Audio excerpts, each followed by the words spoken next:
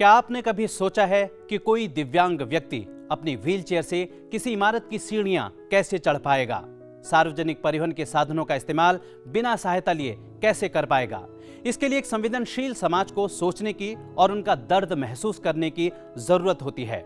एक जिम्मेदार राष्ट्र को हर हाल में यह सुनिश्चित करना होता है कि विकास की दौड़ में समाज का कोई तबका पीछे न रह जाए और हमारे देश में इसके लिए प्रयास जारी रहते हैं। नमस्कार, मैं हूं नरेंद्र सिंह और हाजिर हूं कानून की पाठशाला का एक और एपिसोड लेकर। दिव्यांगजनों की समान भागीदारी सुनिश्चित करने के उद्देश्य से सरकार निःशक्त व्यक्ति अधिकार अधिनियम 2016 लेकर आई। आइए जानते हैं इस कानून के बारे में।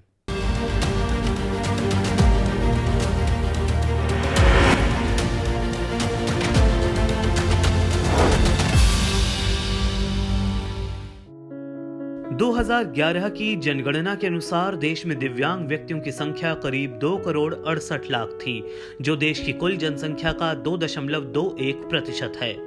इनमें 1,50,00,000 पुरुष और 1,18,00,000 महिलाएं हैं। इन दिव्यांगों में 20.3% चल नहीं सकते, जबकि 18.9% देख नहीं सकते। सरकार ने निःशक्त व्यक्ति अधिकार विधेयक को 14 दिसंबर 2016 को राज्यसभा से और 16 दिसंबर 2016 को लोकसभा से पारित करवाया। इस अधिनियम ने दिव्यांग व्यक्ति समान अवसर अधिकारों का संरक्षण और पूर्ण भागीदारी अधिनियम 1995 की जगह ली। इस कानून में दिव्यांगजनों के साथ भेदभाव को दंडनीय अपराध की संज्ञा में लाने का प्रावधान है। ये कानून दिव्यांगजनों के लिए समाज में वांछित स्थान बनाने में मदद करता है। यही नहीं, इस कानून में पहली बार दिव्यांगों के साथ भेदभाव करने वाले अधिकारियों और अन्य लोगों के खिलाफ दंडात्मक कार्रवाई करने का प्रावधान किया गया है। ये कानून विकलांग व्यक्तियों के अधिकारों पर संयुक्त राष्ट्र द्वारा तय किए गए उन मानकों को भी पूरा करता है जिन पर भारत ने हस्ताक्षर किए थे। आइए समझते हैं कानून की बड़ी बातें। इस कानून में निःशक्त जनों के सशक्तिकरण के लिए कई व्यापक प्रावधान किए गए हैं। इस कानून में विकलांगता को एक विकसित और गतिशील अवधारणा के आधार पर परिभाषित किया गया। इस कानून में निःशक्त जनों से भेदभाव किए जाने पर 2 वर्ष की कैद और अधिकतम 5 लाख रुपए के जुर्माने का प्रावधान है। इस कानून में दिव्यांगों की श्रेणी में तेजाब हमले के पीड़ितों को भी शामिल किया गया है। संशोधित कानून में दिव्यांगों की श्रेणियों को 7 से बढ़ाकर 21 कर दिया गया है।